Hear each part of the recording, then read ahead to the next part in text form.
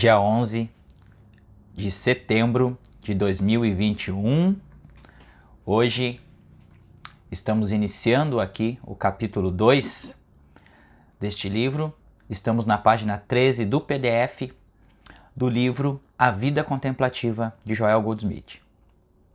Bom, hoje é o nosso primeiro dia de aula do nosso estudo.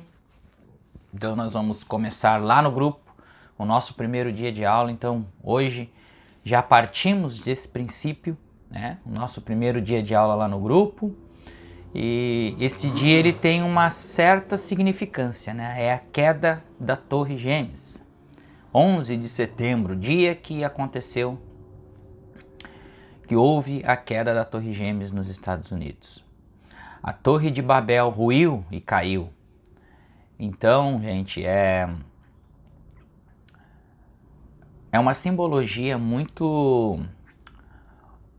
inteligente, muito extraordinária. Por quê? A partir do momento que a gente vai conhecendo a verdade, as nossas torres de Babéis vão se destruindo. O castelinho de cartas que foi montado vai caindo um por um. E não precisa de... Claro que os aviões são a catarse, né? Aviões são a calcinatio que opera, porque a gente não se deixa levar pelo amor, a gente vai pela dor.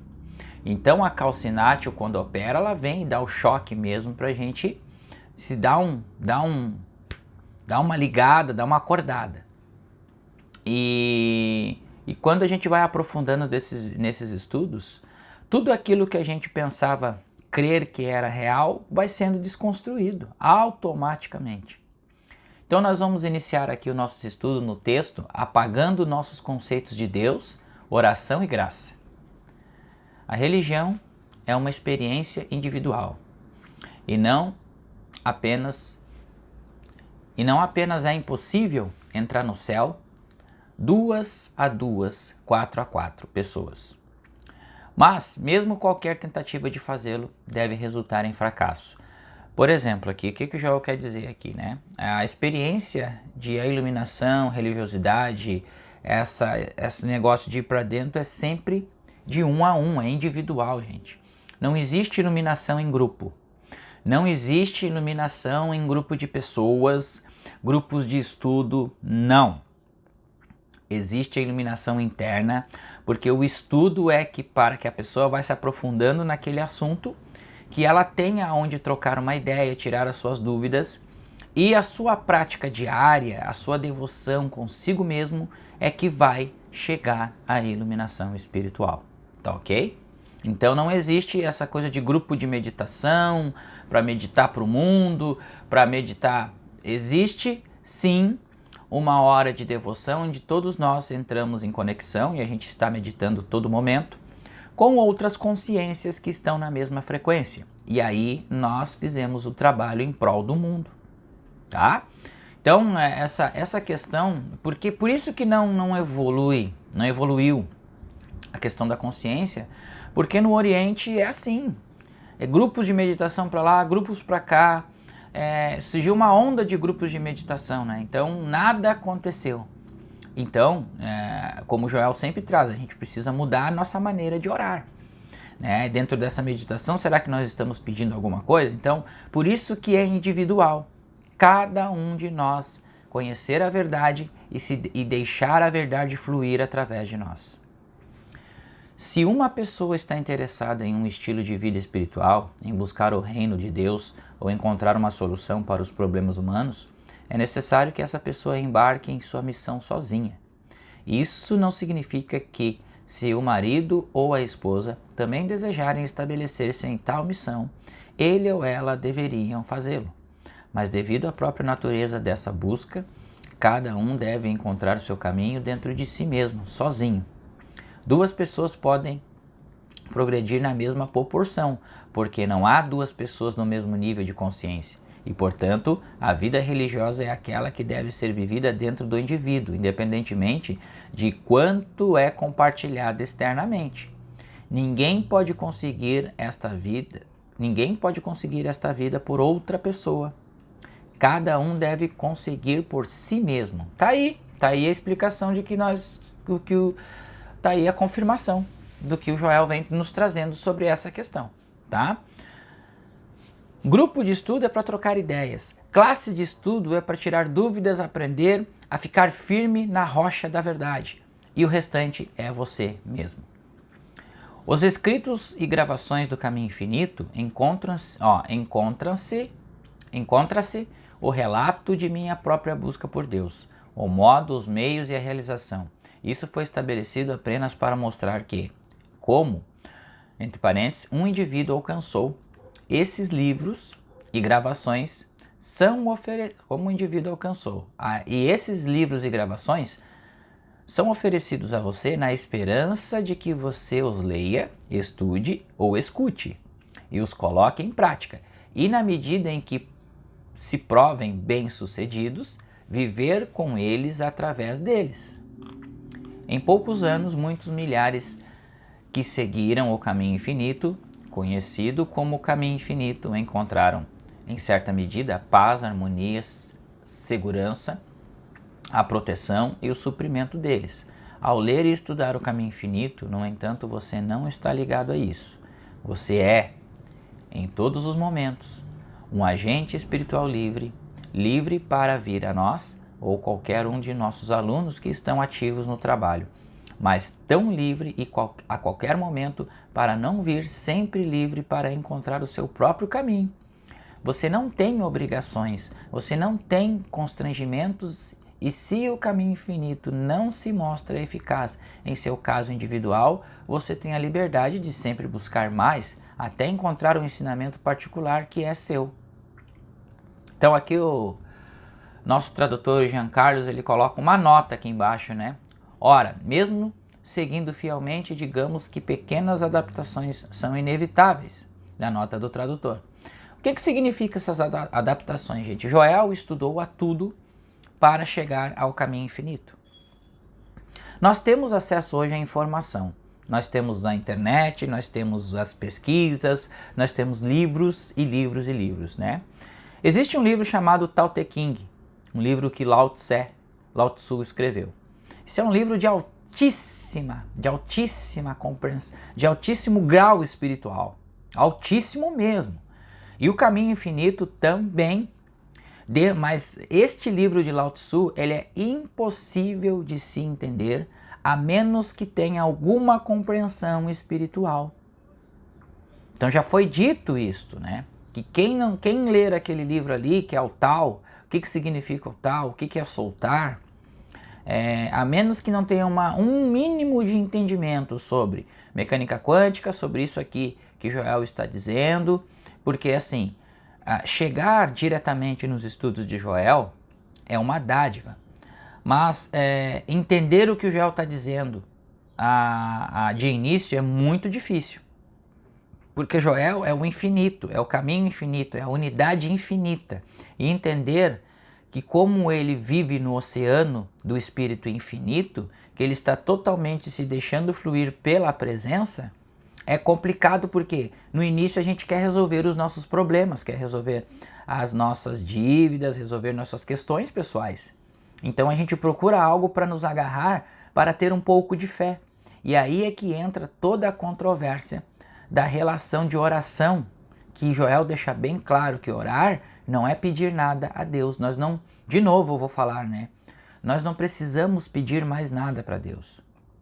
Nós precisamos sim agradecer. A primeira coisa, agradecer de estarmos aqui, pela graça de Deus, de estar sentindo o ar, de estar observando, de estar vendo, de estar tocando, de estar sentindo toque na pele, dentro de um corpo, e esse corpo é informação, nós somos energia e informação ao mesmo tempo. Então, agradecer por estar manifestados aqui. Então, claro que o modo humano de vida, ele é uma competição, ele é uma guerra. Por quê? Porque está fadado sobre a estrutura do ego. Então, a partir do momento que você vai se deixando levar por esse estudo, você vai compreendendo essas questões.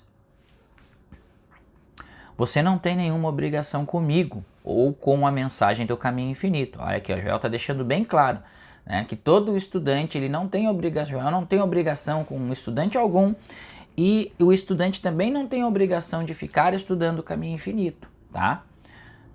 A menos que ele tenha alguma medida de compreensão e evolução espiritual para tal prática.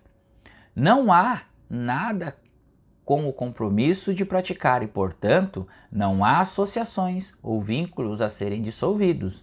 Venha, desfrute, coma, beba, fique satisfeito, mas que cada um de nós mantenha a sua unidade com Deus, de tal modo que esta é a liberdade, a verdadeira liberdade.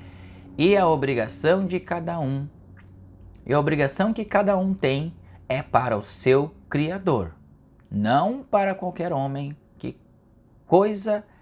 Que coisa gratificante é lembrar disso. Então, a obrigação que nós temos é com o nosso próprio eu, gente. Não com um homem cuja respiração está em suas narinas para mostrar que nós somos entendidos na espiritualidade, não. Nós estamos estudando aqui e compartilhando esses estudos para deixar este eu vir à tona, para fluir, para dedicar algo, desfrutar, compartilhar, partilhar um pouco da verdade, um pouco do nosso sentimento, do nosso coração com vocês aqui no canal. Dia e noite, noite e dia, não devo mais nada a ninguém, senão amá-lo. Minha única obrigação é amar meu Deus, meu próximo. Não há como expressar a alegria e a liberdade que isso nos dá. Não há como explicar o que acontece na consciência de um indivíduo que sabe que é livre em Deus. Se nós amarmos a Deus, nós amamos a todos os nossos irmãos, seja estrupadores, assaltantes, seja branco, negro, pardo, mestiço, todos os nossos irmãos nós vamos amar na mesma medida. Isto é liberdade. Isto é sair da prisão mental, do condicionamento do ego. Quando as pessoas se reúnem em grandes grupos, há uma tendência a confiar nessa união, ou naquela união por sua demonstração de paz, harmonia e segurança, e assim a perdem. Viu qual o paradoxo aqui do grupo? Quando as pessoas se reúnem em grandes grupos, há uma tendência a confiar nessa união, ou seja, a pessoa se agarra no grupo, certo? Apego ao grupo. Ou naquela união por sua demonstração de paz, harmonia e segurança, e assim a perdem. Por que a perdem? Porque a gente começa a idolatrar o grupo. A ideia de que a união, a força, foi incumbida nas pessoas desde a infância. Mas isso não é verdade, exceto no sentido espiritual de união com Deus e união entre si. Vocês viram isso aqui que é um paradoxo? A união faz a força, mas a união de quem? Da carne ou do espírito? Viu como é um paradoxo, gente? Então assim, não adianta. Nós precisamos ir para dentro, estarmos unidos com Deus. E aí que a união faz a força. Na quietude e na confiança está a nossa força. Entenderam? Vamos lá para frente aqui, ó. Casais se casaram acreditando que em tal união estaria sua força. E depois descobriram que cada um tinha que encontrar sua força individualmente, que a força não poderia ser encontrada coletivamente. As nações se uniram, mas geralmente essas uniões duraram apenas enquanto não interferiram ou puseram em risco os objetivos e ambições egoístas das partes envolvidas. Por isso que esse livro aqui, Joel trazia como a sua Bíblia para a sua leitura. Quando as pessoas se unem humanamente com o objetivo de encontrar segurança, paz, harmonia ou saúde, elas devem fracassar, porque a única maneira de alcançá-las é no grau de sua unidade com Deus, conscientemente realizada. Sua unidade com sua fonte, isso é algo que ninguém pode fazer por outro. Cada um deve conseguir isso por si mesmo. Ou seja, prática, entrar para dentro, praticar, estudar, meditar, que é importante, né? Meditação. Então tá, vamos para o subtítulo aqui, continuando nossos estudos. Nenhuma teoria ou conceito de Deus é Deus. Vamos lá então. Há uma dificuldade de embarcar em um modo de vida espiritual e todos têm que superar se quiserem permanecer no caminho espiritual. Essa dificuldade se refere a 3 palavras. Mais uma vez que você seja capaz de superar as limitações dessas 3 palavras, descobrirá que o caminho espiritual é muito mais fácil do que você jamais imaginou que poderia ser. É muito mais alegre e frutífero. Por um tempo, no entanto, a luta está nestas 3 palavras, a primeira das quais é Deus. A parte mais difícil de sua jornada espiritual é elevar-se acima dos conceitos de Deus que você sempre aceitou. Se o seu conceito de Deus veio de uma igreja, de seus pais ou de suas próprias experiências na vida, independentemente de onde ou como você adquiriu o seu conceito particular de Deus, independentemente do que esse conceito possa ser, não é Deus. Tudo aquilo que nós pensamos sobre Deus, raciocinamos sobre Deus, idealizamos, são ideias de Deus, são idealizações de Deus, ou seja, conceitos de Deus, e isso não é Deus. Não há nada que você saiba sobre Deus que seja Deus. Não há ideia de Deus que você possa manter que seja Deus. Não há pensamento possível que você possa ter sobre Deus que seja Deus.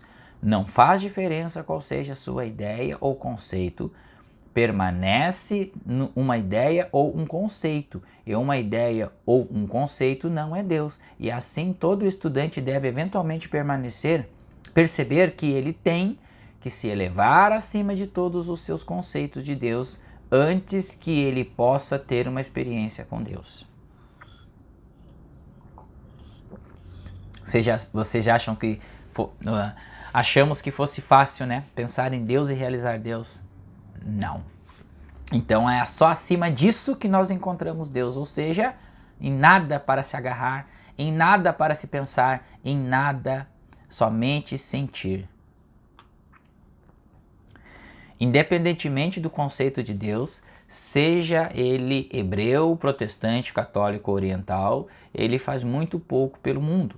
Este mundo está em uma situação triste e todo o conceito conhecido de Deus falhou em trazer a paz à Terra, não apenas coletivamente, mas individualmente. O mundo está em um estado de agitação por causa do medo de agressão por parte da Rússia e da China, ou por causa da agitação na África, a ameaça à paz mundial decorrente da situação nessas áreas não seria por si só perturbadora a ninguém, exceto pelo fato de que muito poucas pessoas têm dentro de si aquilo que as torna independentes das condições do mundo. Em outras palavras, elas não têm certeza em si mesmas de que existe um Deus e que pode ir tirá-los desses problemas do mundo e mostrar-lhes como superá-los. Apenas em uma geração houve 3 grandes guerras, e nem o hebreu, o protestante, o católico ou o Deus oriental impediram essas guerras, ou seus horrores. Elas nunca terminaram até que um ou outro dos combatentes não tivesse mais nada para lutar. Na maioria das vezes, os homens sentem que não têm nada dentro de si que lhes possa garantir que, independentemente das condições humanas, os males da guerra, da pobreza ou da doença não chegarão perto de sua morada. A resposta a tudo isso é que qualquer que seja o conceito de Deus que nenhuma pessoa possa ter, mesmo corrigindo o conceito, ainda assim não lhe dará liberdade, paz, segurança ou proteção. Apenas uma coisa trará essas coisas para um indivíduo e finalmente para o mundo. E essa coisa é a experiência de Deus, experienciar, sentir. Não uma teoria sobre Deus, um conceito de Deus, uma ideia de Deus ou uma experiência de Deus. Por quase 2000 anos, a religião eliminou esse fator de seu ensino. Ela deu ao mundo tudo menos a experiência de Deus. Deu-lhe ideias nobres, deu-lhe grandes ideias de filantropia e caridade. Deu-lhe grande beleza na música, na arte e na literatura. Tudo, na verdade, exceto Deus. Mas poderíamos dispensar tudo o que a religião nos deu e ao menos nos desse Deus, Podemos viver sem todas essas outras coisas se pudermos ter Deus. A obtenção de Deus é uma experiência individual e não pode ser dada a um grupo de indivíduos, embora possa ser dada a muitos indivíduos em um grupo. Tá aqui o paradoxo, viu, gente? Por isso que ele diz, quando 2 ou 3 mais se reúnem para falar sobre o meu nome, ali eu estarei. Mas ali eu estarei com a experiência individual de cada um. Então vou repetir aqui, ó. A obtenção de Deus é uma experiência individual e não pode ser dada a um grupo de pessoas, embora possa ser dada a muitos indivíduos em um grupo. É possível em um dado momento que uma dúzia de pessoas em um grupo perceba Deus, mas elas não receberão essa realização como um grupo. Cada um recebe individualmente por sua própria preparação para isso, por sua própria devoção à obtenção da realização de Deus. Individual. Não existe, gente. Nunca, jamais existirá experiência em grupo.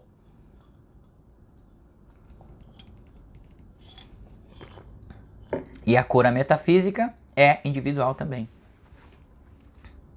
A cura acontece em um momento de realização de Deus. Olha aí, ó. Vocês viram o que é um arquétipo? Vocês viram o que é uma ideia arquetípica? Olha o lapso que se passou aqui entre um subtítulo e outro e a racionalização e a ideia que surgiu aqui. Será que foi uma ideia do Roberto? A cura acontece em um momento de realização de Deus. Aqueles de vocês que na capacidade de praticante ou professor têm sido os meios de cura espiritual para os outros, estão bem conscientes do fato de que vocês não sabem como curar e que não têm poderes ou capacidade de cura. Você sabe melhor do que ninguém que o mestre estava certo quando disse: eu de mim mesmo nada posso fazer. Que ele falou verdadeiramente quando disse: se eu der testemunho de mim mesmo, meu testemunho não é verdadeiro, porque você descobriu que a única vez que você foi responsável pelas curas foi quando, em alguma medida em sua meditação ou tratamento, você realmente sentiu uma presença, uma liberação do medo de que não poderia ter vindo exceto pela graça de Deus. Somente quando você atinge um certo nível de consciência, um nível muito específico de consciência no qual você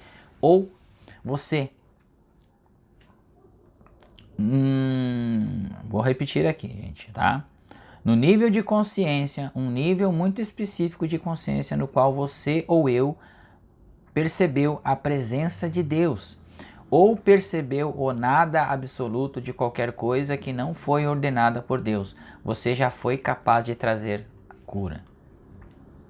Para aqueles de vocês que experimentaram curas através de um praticante ou professor do mundo metafísico espiritual, deixe-me dizer que a cura não ocorreu porque Deus estava favorecendo aquele praticante ou professor e conferindo-lhes poderes especiais de cura. A cura não tinha nada a ver com algo desse tipo. Tinha a ver com o fato de que aquele a quem você se voltou foi capaz de vislumbrar a presença ou poder de Deus, da natureza espiritual da criação ou da percepção de não poder de qualquer coisa e de tudo que não emana de Deus. É nesses momentos de realização que a cura vem. Quando dissipamos toda a relação de poder externo, aí nós entramos em fase com a consciência espiritual onde não há poder algum e luta alguma. Assim é aqueles que esperam apenas ser curados.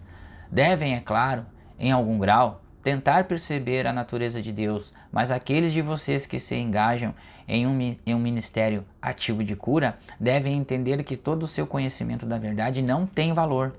Quando você está sob pressão, em outras palavras, quando você se deparar com uma pessoa ameaçada de morte ou com uma doença incurável, não confie na sabedoria ou nas declarações de verdade que leu e aprendeu em livros ou lições. Entenda que a menos que você perceba e sinta a presença de Deus, ou a menos que você realmente sinta o nada daquilo que está se apresentando como aparência, a cura não ocorrerá. Declarações de verdade, aprendizados da correta mensagem da verdade são passos necessários em nosso progresso. É claro, porque é dessa maneira que a consciência de cura é alcançada, mas normalmente muita atenção é dada às declarações da verdade e não o suficiente para a real experiência da verdade. Por exemplo, Por exemplo, o que acontece aqui? A gente dá mais atenção aos estudos e aos estudos. Estudar, por exemplo, nós vamos para um grupo. Então a pessoa só estuda no grupo. Só estuda no grupo, só medita no grupo. E a vida fora, como é que fica? Fica na Matrix, mexendo e remoendo na Matrix. Aí quando bate sofrimento se lembra de dar uma meditada. Isso não é permanecer. Isso não é ter experiência na palavra. A menos que nós apagamos todos os conceitos humanos de vida. E isso é muito difícil, gente. Isso demanda tempo.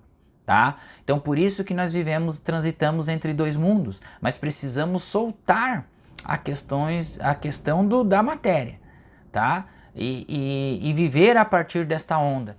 Como? Levar para o silêncio e para o secreto, gente. Não... quer dizer que eu vou levar meus problemas para o silêncio e para o secreto? Não. Você vai perceber que não há problema algum, há apenas aprendizado. Aquilo que está lhe apresentando, seja bem, seja o mal, é um aprendizado, enquanto você está vivendo neste plano, neste modo de vida aqui. Então, isso vai passar por esse amadurecimento espiritual, vai passar por essa questão que o Joel fala de entrega à prática, de entrega aos estudos, de entrega na experiência com Deus. E para ter experiência com Deus é na meditação. Não existe outro lugar onde a gente possa ter uma experiência com Deus se não aquietarmos nossa mente. Se não aquietarmos nossa mente dos pensamentos do dia, do mês, do que temos que pagar, do que temos que comer, do que temos que beber. Jesus já tinha nos orientado sobre isso. Não lhes preocupeis com a vossa vida, com o que tendes de comer, de beber ou vestir, mas sim se preocuparem em alcançar o reino de Deus e a sua glória e a sua justiça, e todas as outras coisas mais vos serão acrescentadas por acréscimo. Então devemos entender isso, gente. Porque a partir do momento que a gente coloca preocupação, coloca dúvida, coloca medo, e tudo a gente vai criar para nós daquela mesma situação. Então nós somos antenas de rádio, nós estamos nos ligando a uma frequência, na frequência do medo, da preocupação, da dívida, do pagar, tá? Nós estamos entrando aí na ansiedade, na produção de cortisol no sangue, adrenalina, tá? Então nós não estamos deixando nossos órgãos, o nosso organismo trabalhar harmonicamente. Nós estamos criando dentro de nós uma resistência contra a fluidez divina. E isso gera somatizações que geram doenças e aí vai levando até a gente sair desta dimensão. Porque a gente não entende o porquê que a gente fica doente. A doença ela tem uma causa, tá? A doença é um efeito. E a causa o que é? Vem lá de trás. Qual é o seu sistema de crença? O que você pensa sobre a vida? O que você pensa sobre você? Então tudo está dentro dessas perguntas. O que você pensa sobre você? O que você pensa sobre a vida? O que você pensa sobre Deus? O que nós pensamos? Já foi dito aqui, né? O que nós pensamos sobre Deus, idealizamos sobre Deus, é um nada, não é Deus. Deus está no silêncio completo, no deixar fluir, na retidão do silêncio. Então, muitas das coisas a gente precisa compreender que a mecânica quântica ela passa uma visão, tá? Uma visão de preparação da realidade.